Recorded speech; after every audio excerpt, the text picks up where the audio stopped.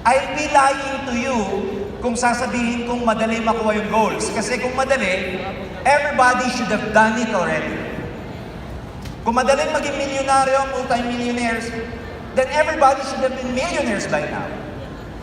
Kung madaling magkaroon ng Camaro, sports car, all these material things, then everybody could have gotten them already. Pero may kahirapan, yun ang totoo. Mahirap, ang konteksto ng mahirap na sinasabi ko, is merong effort, merong pagpupuyat. Ang tawag po natin doon, sakripisyo. And I'd like to remind everybody that if you were able to miss your goal this last 2023, kung nahirapan kayo, na-miss mo yung goal mo, naghintay ka, nainip ka, let me remind you, hindi punishment yung mga yon. Preparasyon ang tawag doon para makuha mo yung tagumpay mo. Huwag ka mag-self-doubt. If you miss your goal, if you're able to do it, nawalan ka ng linya, nawalan ka ng grupo, it's okay. Hindi punishment yun. Kasi karamihan pag inisip, pag hindi nakuha ang goal, pinarurusan ako. No! Your waiting is not a punishment. Whatever you missed last year is not a punishment. They are preparation. And hindi lalabas yung potential mo pag hindi ka nahirapan, pag hindi ka nagpapawis. Hindi ka naman si sexy kung hindi ka papawisan sa kaka-jogging. Tama ba? Hindi ka naman magiging slim, slender, lean, muscle-musclean kung medyo hindi ka nagtitiis. Ganun talaga. But what you have to understand is that yung potential natin hindi siya nakaset. Fluid siya. Pag sinabing fluid, pwedeng mag-grow. Sabihin mo, I will grow. I will grow. So yung kinalalagyan mo ngayon, yung meron ka ngayon, yung ability mo ngayon, hindi yan nakaset. Hindi yan ibig sabihin hanggang dyan na lang. Gagaling ka pa. Lahat ng expert, lahat ng master, disaster nung una. Bago sila naging masters, they were disasters first. Ang daming palpak, ang daming mali, ang daming duda sa sarili. Pero hindi yun nakaset. Pwede kang mag-improve lagi. Pwede kang gumaling lagi. The important thing is to keep on believing. Kaya sabihin mo, I believe. I believe. Napaka-powerful ng belief, guys. It's very powerful. And when I was starting in this industry, it was actually belief that helped me propel to become successful. Yung belief ko ang nag-catapult, naging mitya ng aking tagumpay. Yung paniniwala. And marami rin ako nakita, yung maling paniniwala din ang nag-limit sa maraming tao. Everything rises and falls on belief. Belief can either destroy or create. Depende kung paano mo hahawakan, pangahawakan, yung paniniwalang yan. May mga paniniwalang nakakapanira. Hindi ko kaya. Sira ka dyan.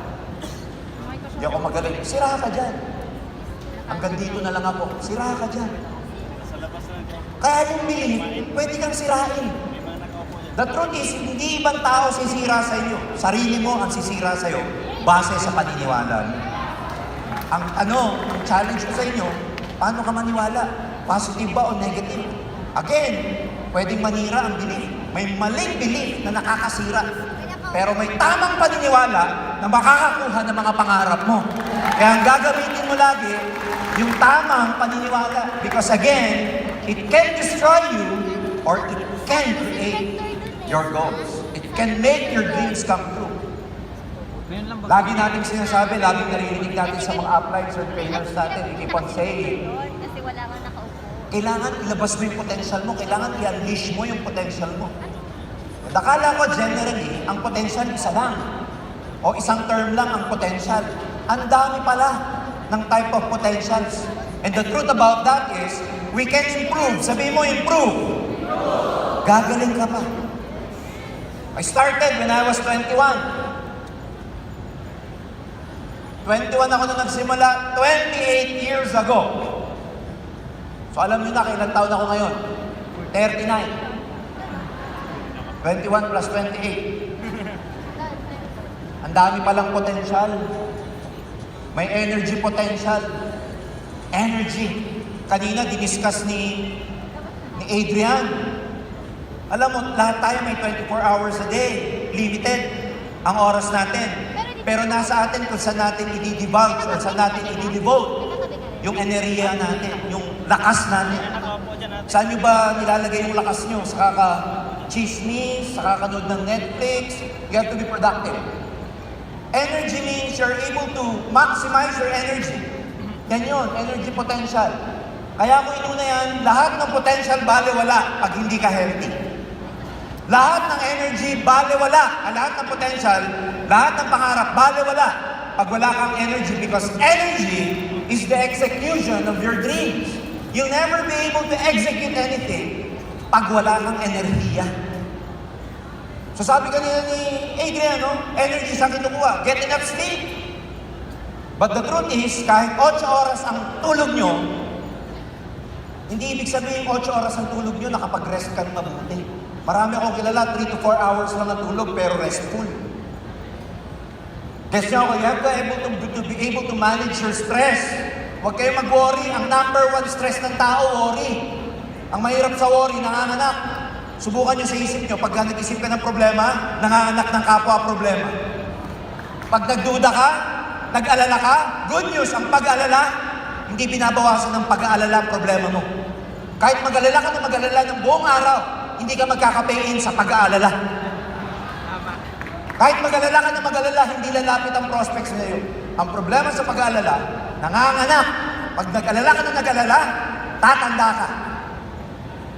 So energy, emotional potential, you have to be able to manage your emotions. Sinasabi lagi ito ng mga uplines nyo. Thinking potential, your ability, ladies and gentlemen, to think effectively. Mindset yan. I-discuss din ng mga speakers natin kanina. The importance of the right mindset. Meron tayong people potential. People skills, magaling ka sa tao. Magaling ka makisama. Magaling kang makaramdam. Marami kasi minsan leader, hindi marunong makiramdam. Ang galing magpagalit. Eh kasi marami din downline, matigas ulo. Creative potential. You become creative and find answers. Production potential. Productive ka. Networker ka. Hindi ka eat worker. Leadership potential. Lahat tayo may potential para maging leader. Sabihin mo sarili mo, I am a leader.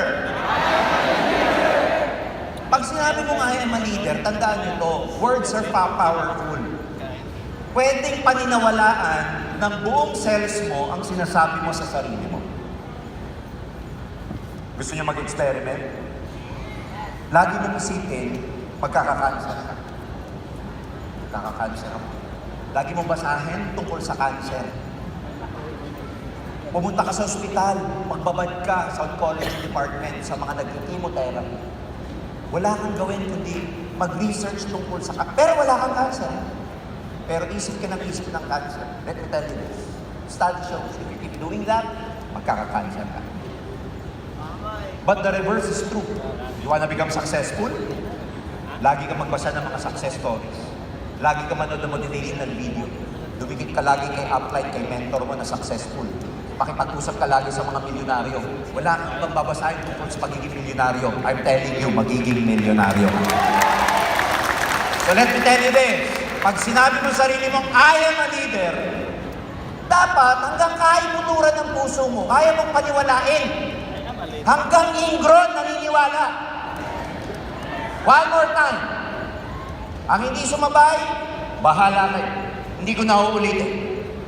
Sabi mo sarili mo na sobrang naniniwala lahat ng parts ng body mo. I am a leader!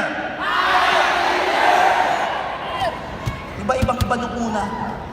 So make sure, ladies and gentlemen, na meron kayong self-affirmations because it affects you. It affects how you work. Gumagalaw tayo base sa paniniwala. Ang work ethic mo, base sa paniniwala mo. Ang work attitude mo, depende paano ka maniwala. Kaya kung naniniwala ka na 100% makukuha mong goal mo sa AIM Global, sa EC, sa OPI, you will wake up early in the morning and you will sleep late at night. Iba gumalaw ang naniniwala. Iba gumalaw yung baliw na baliw. Tandaan niyo po to. Kilos mo pa lang, alam mo na kung magtatagumpay ka o hindi. Hindi kailangan ng ibang tao para magsabi sa'yo kung magtatagumpay ka. Sariling kilos mo pa lang, alam mo na kung magtatagumpay ka. Kaya kung mali ang kilos mo, baguhin mo na. Pag-aaral. Sa pag-aaral natin, whether high school, college, elementary, or wherever, kilos mo pa lang, alam mo kung papasa ka o hindi. Kilos mo pa lang, you don't need other people to tell you kung papasa ka o hindi. Ikaw pa lang, alam mo na. Although alam din natin, pag yung classmate natin papasa o hindi. May classmate ako nung college engineering ako Ang engineering ko nung araw, old school kami, nabutan ko pa yung may tracing, yung may table ka, drawing table, naka-tube kami, drawing tube. Yung bilog. Tapos may E-square kami. May ruler, may 45 degrees, 45, lahat. Ang drawing day namin, tuwing Tuesday. So makikita mo kaming engineering, tuwing Tuesday, freshmen. Para kami mga ninja, ang dami namin baon. Daming sukbit dyan. Tapos iba pa yung folder namin. Alam ko na kaagad, bilang classmate, mag-aaral, alam ko na agad yung hindi papasang classmate. Sino yun? Yung pag ang Tuesday, walang dala. May dala, Katleya, nakabilog pa. Alam mo yung Katleya na notebook? Tapos, hindi lang dala-dala, nakasukbit dito. Alam mo, hindi papasa. Ito malupit. Pag quiz, o kaya exam, ganito siya. Pag sinabi ng teacher, get 1/4 sheet of paper. Pag gumantito yung classmate mo, bro, may 1/4 ka ba? Alam mo na yun. Alam mo, hindi papasa. Walang bakong papel. Ito malupit. May extra ballpen ka ba? Do you know what I'm saying? Alam mo, hindi papasa, kilos pa lang. Alam mo yung taong magiging successful, lakad pa lang. Yung downline na magiging successful, lakad pa lang, salita pa lang, handshake pa lang. Alam mong magtatagumpay. Alam mong magtatagumpay. Pero alam mo rin, yung taong hindi magtatagumpay. So ano gagawin mo? Change your action. Gumalaw kang pangtagumpay. Gumalaw kang kumilos ka na pangarap kang magtatagumpay talaga. Gumising ka, mag-network ka, mag-online ka, umausap ka, mag-prospect ka, maglatag ka, na talagang pangtagumpay. Hindi yung compliance ka lang. Pag sinabing compliance, sumusunod ka lang, mechanical routine, just to go about it. Just to finish your day because that's your system. It's telling you to. Alamin mo sarili mo kung yung kilos mo, pangtagumpay ba? If not, magbago ka na.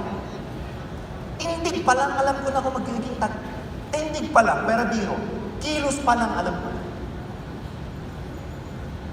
Dahil nagpapapicture sa amin. Magpapapicture ka, huwag ka na magdalawang isip. Yung, alam mo yung iba, syempre nahihiya. Huwag na lang. Pero alam mo yung mga magtatagumpay talaga, very confident, sir, can I have a take a picture? Tapos, yan ang magtatagumpay. Hindi yung... Gets niyo ako? So may kilos kung paano ako magtatagumpay. Etong una kong sinabi, yung first 7, those are abilities inside. Inidevelop mo lang siya. Pero ito, may mga ibang choices. Choice mo maging responsible. Tawag doon, responsibility potential. Choice mo na baguhin yung character mo para tumibay yung core values mo. Choice mo na magkaroon ng abundance mentality. Abundance potential. It's your choice. Choice mo na maging discipline. Because without discipline, you can never become successful. Choice mo rin na magkaroon ng intentionality potential. Sabi mo intention. Ang Tagalog ng intention, sinasadya. Ang tagumpay, sinasadya. Ang pagpapasa sa eskwelahan, sinasadya. Ang pagkakaroon ng magandang marriage, sinasadya. Ang pagkakaroon ng magandang katawan, pagiging healthy, sinasadya. Ang pagiging milyonaryo, sinasadya. Sadyain mo. Huwag kang papayag na aksidente lang. Paano sinasadya ang isang bagay? Sige nga. Kunwari, may nabangga ka. Aksidente tawag. Ay, sorry. Pero pag sinadya mo, ay, sorry. Sadya yun. Gets niyo ako? Huwag kayong papayag na aksidente. Sadyain niyo. Sadyain niyo yung gigising ka ng umaga, sadyain niyo yung magpo-prospecting ka, sadyain niyo mag-FB ads ka, sadyain mo yung bago ka humarap sa mga kausap mo, naka-makeup ka na, sadyain mo na nakaayos ka na bago ka humarap para mag-online, sadyain mong magbenta, sadyain mong mag-approach, sadyain mong mag-offer ng ILO, sinasadya. Huwag tsatsamba, huwag aksidente. Ang tawag po doon, intentionality potential. And there are leaders, they intend to become successful. They open new lines consistently. They recruit. They expand their network. They talk to people. Ang tawag doon, sadya. Kasi pag hindi mo sinadya, tatagal ka rito. Pag naghintay ka ng tao na lalapit sa'yo, hindi mangyayari yun. Alam nyo, lagi ko sinasabi sa NDO, kaya lang, it's been ages since I've never done NDO ago. Long time ago na. Pero lagi nyo manininig sa akin, nauna na yung provision sa mundo ko.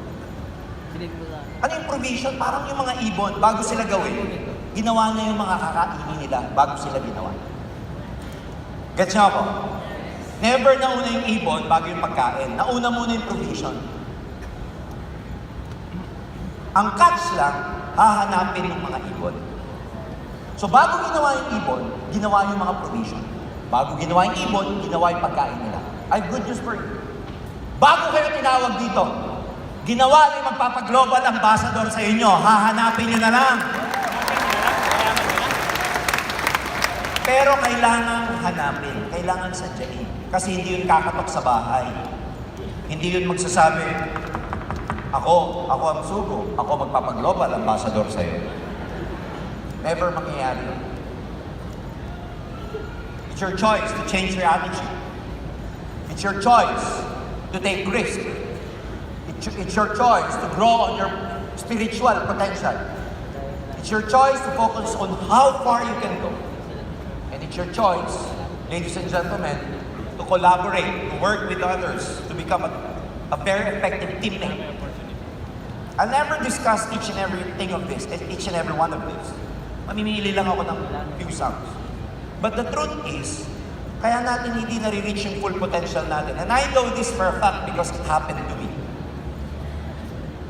Naglalagay tayo ng tinatawag na self-limiting beliefs. Nililimit natin yung sarili natin. Nililimit natin yung sarili natin base sa mga maling paniniwala na katulad ng sinabi ko kanina. Ang tawag natin doon, CAPS. C-A-P-S, limit. Parang cup, bottle cup. Cup, yung pantakip. Kaya nga yung sombrero, ang tawag sa sombrero, cup din kasi pantakip ng ulo. Marami tayong nilalagay na pantakip sa sarili natin. And ladies and gentlemen, we'll never be able to really unleash our full potential if we are not able to identify what are those caps that are limiting us. Ano ba yung naglilimit sa atin? Ang totoo, karamihan sa atin, ang naglilimit sa atin, hindi yung prospect, hindi yung downline, hindi yung sign-ups. Ang naglilimit sa atin tayo. Kasi ang may hawak ng pakiramdam natin, pag-iisip natin, at ang galaw natin, tayo ang may hawak niyan, hindi ibang tao. Yung resources ng pag-iisip, thinking, yung resource ng pagkakaroon ng pakiramdam, feeling, yung resource ng pagtitake ng action, these three, lahat ng ito nasa atin. Kaya nga, kung gusto mo really become very, very successful, kumpleto ka na. Marami kayong training na maririnig niyan pag kumaten kayo or nanonood kayo sa video, sinasabi ng mga motivational authors, speakers, you are already complete. Sasabihin pa nila, what you seek is already inside you. Yung hinahanap mo, nasa iyo na. hindi mo lang nailalabas kasi ang dami mong duda. Ang dami mong maling paniniwala. And yung mga maling paniniwala na yun, na-acquire mo lang yun, hindi ikaw ang nag-isip nun. You acquired. Nahawa ka. Kasi nung pinanganak tayo sa mundong to, kumbaga sa computer, 0 bytes naman tayo, walang alam eh. Yung isip natin. But we were programmed. We were trained. We were influenced by our tribe. Kaya nga sabi nila, tell me your tribe and I will know your vibe. Tell me your environment and I will know your mindset. And dito, yung mga pag-aaralan natin is very simple. A very, very simple formula that I want you to apply, lalo na sa mga taong nagtatanong, paano ko ba ilalabas yung potential ko? Number 1, pag umattend ka ng training, meetings with your uplines, nagiging aware ka, nagkakaroon ka ng tinatawag na awareness. Sabihin mo, awareness. Ang number 1 rule para magbago, alam mo muna dapat na kailangan magbago ka. Ang tawag mo dun awareness, nagiging aware ka. Now that you are aware, yung mga ability natin, if you want to develop those abilities that you already possess, awareness plus yung ability mo, plus yung daily choice mo. Sabihin mo, daily choice. Yung araw-araw na pag-iisip, yung araw-araw na ginagawa natin, our daily choices. Awareness plus ability plus choices that you make daily will bring out the potential in you. Clear? Are we clear? Dito sa pinakita ko nung una, dyan, you can identify, lalo na dito sa pinakauna, kasi yon meron na tayo eh. Sa 7 yan, identify nyo kung saan yung meron na kayo at wala pa. Yung meron na, develop nyo lang. Yung wala pa, i-recognize nyo. Ano yung formula? Awareness plus ability plus choices equals full potential. That's very important. Para bang sasabihin mo sarili mo, ay, kulang ako sa people potential. That's awareness. And every time you meet people, dinidevelop mo yung speaking mo, yung communication mo. Ang tawag doon, nagiging aware ka dun sa weakness mo na i-develop mo siya. It's very important to know ano yung kulang mo para, you develop yourself. So yung awareness plus ability plus choices equals potential. Ayoko ding magkunwari. Alright? Let's all be truthful. Merong mga bagay, merong mga limitations na sa totoo lang hindi mo na matatanggal. May matatanggal ka at meron kang hindi matatanggal. There are limits you cannot remove. Ano yung mga yun? Number 1, mga limits nung pinanganak tayo. Hindi mo na matatanggal yan. Yan yung genetic makeup mo, height mo, weight mo, sino nanay tatay mo, saan environment ka pinanganak. Hindi mo mababago yan eh. Kasi, pag pinanganak ka mahirap, wala kang choice, yung ka talaga. Pero pag lumaki ka mahirap, kasalanan mo na yon. Ulitin ko pag pinanganak ka mahirap, hindi mo kasalanan yon. Pero lumaki ka, tumanda kang mahirap, kasalanan mo na yon. So, number 1 cap that we cannot remove, of course, yung mga background natin, hindi na natin mapapalitan yan eh. This is very important to know. Kasi,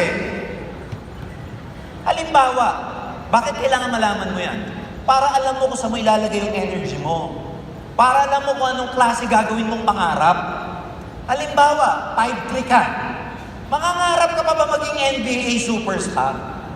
Palitan mo na. Do you know what I'm saying? Yun yung genetic makeup mo eh. 5'3" Asian.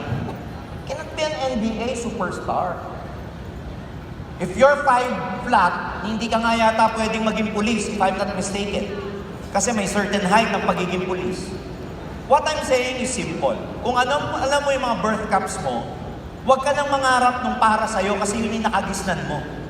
Sa iba ka na. One thing very good about our business, kung sa NBA namimili sa women's or, WNBA, NBA, PBA, o kung ano pa yung A na yan, o B na yan. Kung dyan namimili ng height, ng talent, kung sa pagpupulis namimili ng height, ng weight, I have good news for you. Sa empowered consumerism, wala tayong pinipili.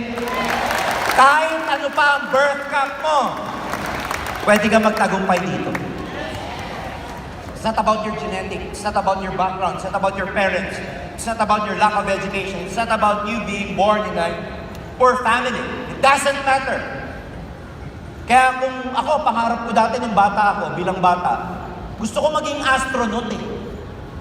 Kaya lang nung nagkaroon ako ng isip, number one, paano ka magiging astronaut sa Pilipinas? Wala ang space program. Kaya, ang pinangarap ko na lang, alam nyo, nung araw, nung hindi ako pwede maging astronaut, nagpalit ako ng pangarap. Gusto ko yung kasi nung araw, alam mo yung umakit ng poste yung mga PLDT. Gusto ko maging ganun. Yung kasi yung dito sa sapatos nila may spike mic eh. Di ba? Nakaka-amaze. Umakit ng poste, tapos naka-helmet, kumpleto ng tools. Amaze na amaze ako dun. Gusto ko maging ganyan. Pwede ako maging ganon. Yes or no? And then soon I found out, it's about electricity. Kaya ako nag-electrical engineering. Pinalitan ko yung pagiging astronaut.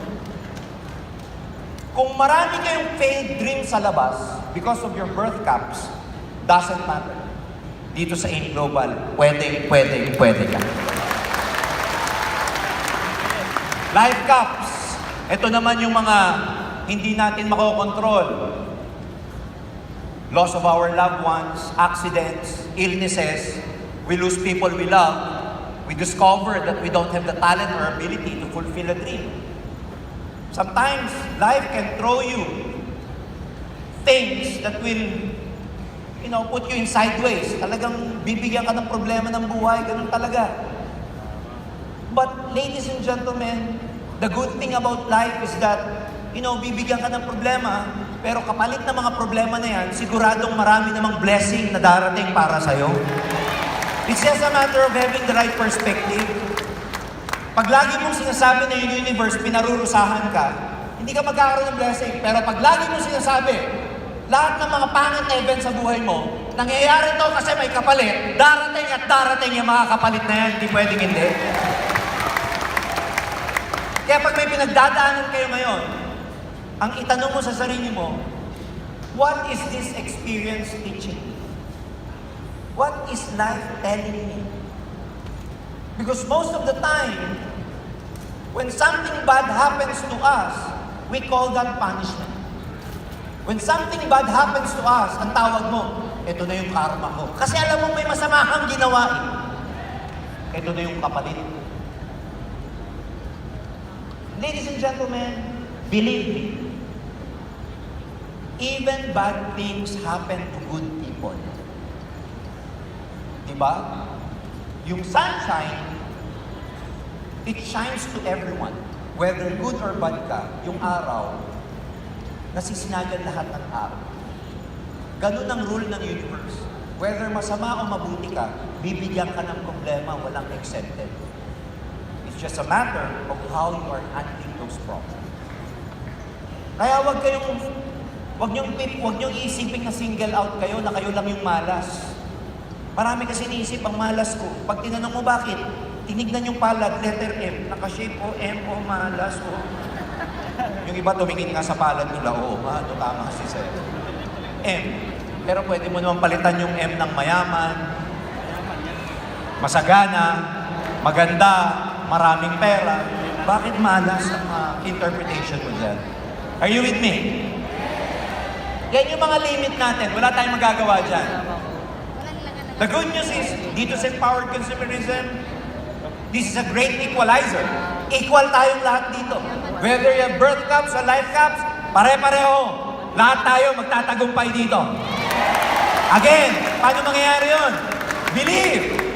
Kaya sabihin mo, I believe! I believe!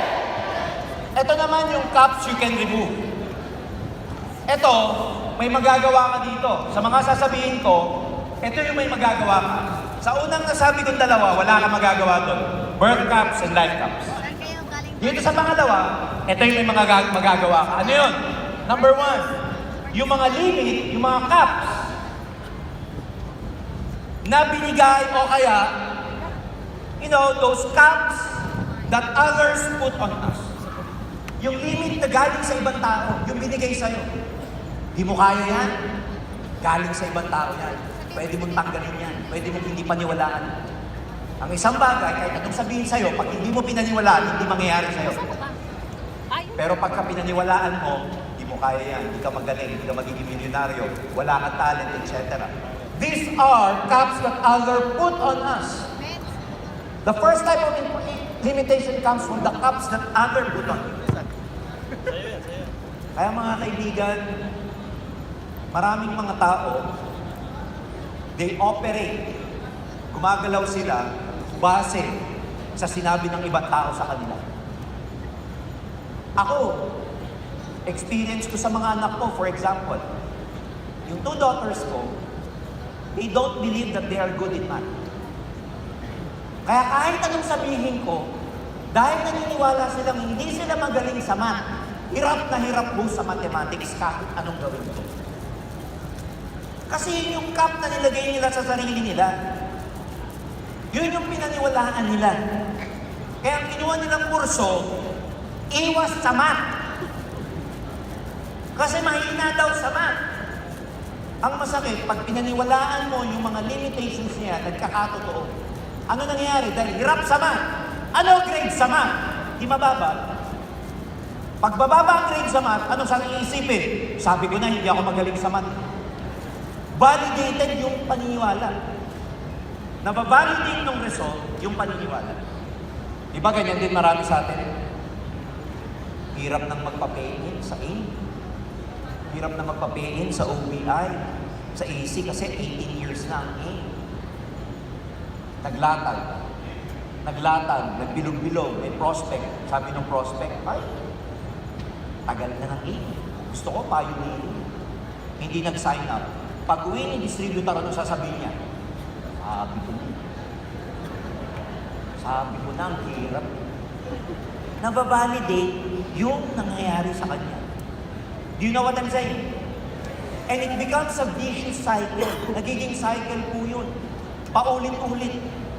Yung paniniwala mo, lumalabas sa resulta mo. And binabalidate niya yung paniniwala mo. Ladies and gentlemen, can you remove that? Yes or no? Can you remove that? Yes or no? Yes! Kailangan mo reinforcement, kailangan mo attend ng training, kailangan mo vaccination, bakuna. Pag umattend ka ng training, nakikinig ka sa apply mo, nababakunahan ka, nai-immune ka, hindi ka tinatamaan, nare-reprogram ka. Pag umattend ka ng training, nare-reformat ang utak mo. Kasi parang computer, yung computer punong-puno na ng virus, kailangan na ng antivirus. And tonight is a very good occasion para maalis yung mga virus na yan. Kasi tonight, nare-reformat ang mga utak nyo. Kaya para maalis to, attend ng attend. Hanggang sa, 100% ka na. Kasi, guess what? Yung limit na nilalagay natin sa sarili natin, gusto natin ng validation sa ibang tao. Gusto mo ng approval lagi sa ibang tao. Maganda ba ako? Gusto mo palaging narinig? 10 years na kayo mag-asawa. Oo, maganda ka na. Pag hindi ka nasabihin na maganda, malungkot ka na. Guys, hindi nyo kailangan ng validation sa ibang tao. Ang happiness mo, nasa iyo. Remember this. You are already complete. Hindi mo kailangan ng validation sa ibang tao. Kailangan mo lang maging masaya sa sarili mo. Kailangan mo lang maging maniwala na magaling ka. Hindi mo kailangan ng validation sa ibang tao na magsabi sa'yo, magaling ka, kaya mo yan. No. It's just a matter of mindset. Sabihin mo, mindset. Mindset. Yung iba hindi nag-decide mag-A, mag-OBI, mag-EC. Bakit? Hindi pinayagan kasi kailangan ng approval ng ibang tao. You don't need approval from other people. If you think na yung ginagawa mo sa ikabubuti mo, bakit ka maniniwala o magpapapigil sa validation ng ibang tao? Bakit ka maghihintay ng approval ng ibang tao? You don't need approval.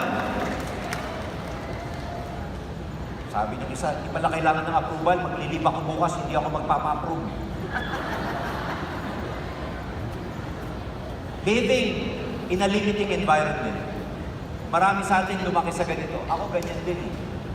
The sad thing about that, pag lumaki sa hirap, ang environment mo pang mahirap. Pag lumaki ka sa hirap, lahat mahal para sa'yo. Pag lumaki ka sa hirap, limited. Limited. Nililimit ka ng environment mo. That's why there's a lot of people, they opt to get out of their environment. Umaalis ang environment kasi, maalis ang bahay, maalis ang kanilang lokal, ang kanilang city, nagre-relocate because they need to get out of their environment because their environment is limiting them. And marami sa atin lumaki sa limiting environment, tama ba? Sino dito yung lumaki na pinagagalitan pagka hindi napatay yung kuryente sa bahay? Sino dito yung lumaki na narinig sa parents? Mahirap ang pera. Anak, mahirap ang buhay. Sipin mo, bata ka pa, wala kang kamuang-muang sa buhay. Wala kang ginawa kundi maglaro. Wala kang ibang tignan kundi magaganda kasi bata ka eh. Pero maririnig mo lagi, mahirap ang buhay, mahirap ang pera. Na-program ka na mahirap ang buhay, mahirap ang buhay, mahirap ang buhay. Nung lumaki ka, mahirap tuloy ang buhay. Am I right? Anak, hindi pinupulot ang pera.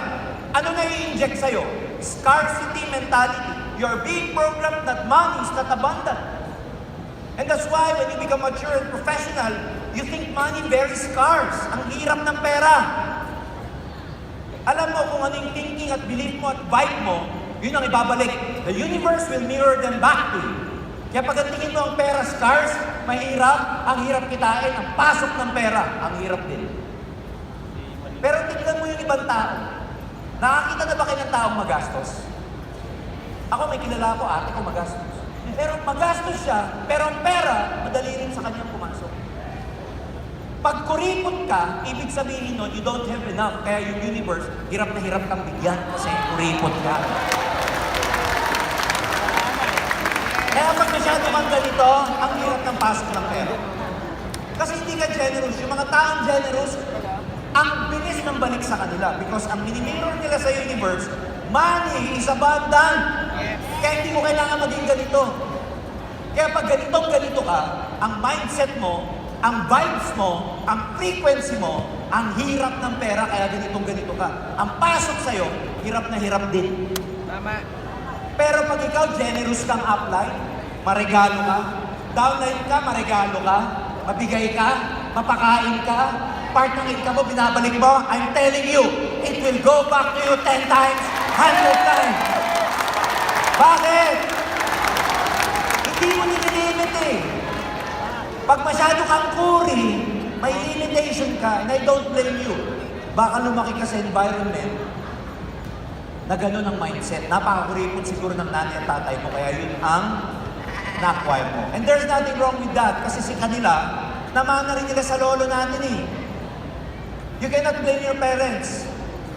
Wala naman silang ganitong training eh. You cannot blame your parents, your lala and lolo. Wala naman silang kick-off training eh. Wala naman silang mindset training, discipline training, wala silang leadership training, wala silang parenting training. Don't blame them. Pero now that you are being aware, dapat sa generation mo, magbago na yung sumpa ng kahirapan na yan.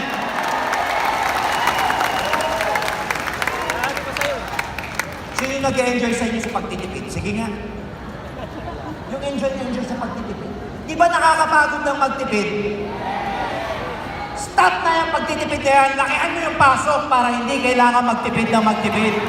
Kaya ka nagtitipid kasi ang liit ng pasok. Hindi mo kailangan magtipid pag malaki. I'm not telling you, ladies and gentlemen, to just spend unwisely. But ladies and gentlemen, don't be stingy. Palitan nyo to. Pag pumunta ka sa mall, huwag mo sasabihin doon sa sapatos na 35,000, sa LV na 100,000, ay ang mahal. Yung iba kasi pag tumingin ng sapatos, wow, ang ganda. Pag nakita yung likod, ay, ang pangit. Tama o tama? Papasok ka sa butik. Sinusundan ka ng sales lady kahit saan ka magpunta.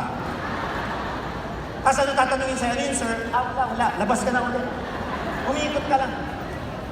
Kahit mag-window shopping ka, dapat confident ka. Kahit sumusunod yung sales lady. Tingin ka ng presyo, huwag mo sasabihin sarili mong mahal to. Huwag mo sasabihin sarili mong wala akong pera. Lagi mo sasabihin sarili mo kahit gaano ka mahal, I can afford this. Hindi lang ngayon, pero I can afford this. Clear? Pinapractice ko yung sarili kong bahay. I never tell my children, anak, I don't have money. No, pag humingi sa akin, bigay lang pero may discipline. I never tell them, oh, we cannot afford that. Mahirap i-mindset ang tao, mga bata, hindi natin kaya, anak. Dapat i-program nyo sila, kung tayo na program na hindi natin kaya, wala tayong pera, etc. I-program nyo sila, kaya natin yan, anak. Is lang ng konti, kaya natin yan. Hindi lang ngayon, pero kaya natin yan. Hindi yung pag naging sa'yo, isang oras mo si sermon at ikaw, alam mo, sa totoo lang, alam mo wala na nga tayong pera kung ano-ano pang hinihingi mo. Alam mo na nga ang hirap-hirap ng buhay, anak. No. Stop that curse from your generation. Are we clear? Karoon ng abundance mentality. Kaya pag pumunta ka sa LB, sa Greenbelt, o sa Gucci, nakakita ka ng 35,000 na t-shirt.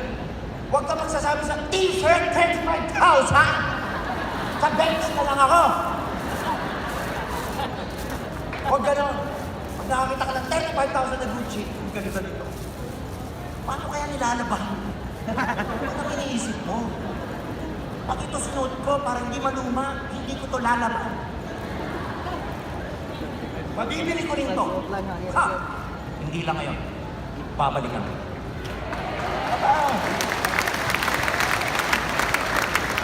Clear. Hindi katulad nung pagka ikaw, 15 at 30, pag may nakita ka maganda sapatos, ha! 3 sweldo ka na lang. Balik ka ulit pagdating ng 30, ha! 2 sweldo ka na lang. Pagdating mo rin ng 15, 1 sweldo ka na lang. Pagdating mo na 30, wala na, umalis na. Ay nakakuha ng iba. Guys, you are unlimited. Bakit mo lilimitahan lahat ng kaya mong i-afford kung ikaw unlimited? It's just a matter of time. Mabibili nyo lahat yan. Gusto nyo ba yun? Tsaka iba. Alam mo, pagka nagkapera ka, iba, mga babae, iba pag nagkapera. Iba talaga. Iba ang pera. Pag bag simple, ganito pag yung mga babae pag simple. Nakabag na. Pag sila nagkaka-LB, nagiging coma, ganito naman pa. Pag mahal na bag nyo, ganito ka naman pa.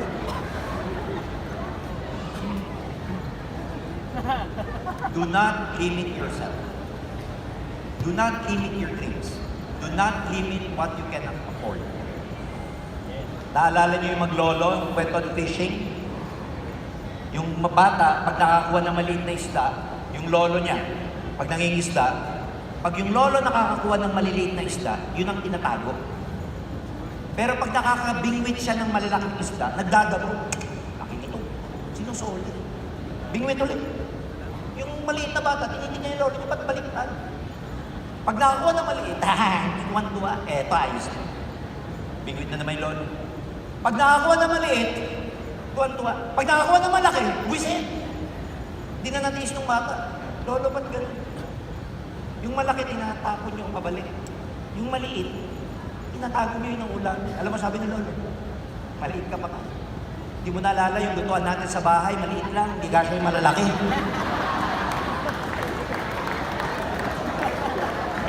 Bakit mo lilimitahan yung lutuan? Bakit mo lilimitahin yung kaya mong ilagay sa lutuan? Palakihin mo yung lutuan para kahit gaano kalaki ang mga pangarap na yan, magkakasya. Are you with me? So Paano mo babaguhin yung sarili mo? Huwag ka nakafocus sa sarili mo lang. Don't look in the mirror. Ito, metaphor, hindi po literal. Na huwag kayong titingin sa salamin. Ang ibig sabihin nito, tanggalin mo yung focus sa sarili mo. Tanggalin mo yung focus dun sa limitation mo. Tanggalin mo yung focus dun sa hindi mo kaya to, mahirap ka. Tanggalin mo lahat yan. Ngayon, manumpa ka sa sarili mo. Kaya ko lahat, mabibili ko lahat, makukuha ko lahat ng pangarap ko. Natalo ka last year, ano feeling ko? You missed out last year, napagod ka last year. Di mo nakuha yung goal mo, na-miss out mo. Hindi punishment yon. Preparasyon yon. May lesson doon. Ano yung lesson doon? Pinatitibay ka para pag dumating ang milyon-milyon mo, hindi mawawala basta-basta ng kayamanan mo. Huwag masyado matakot.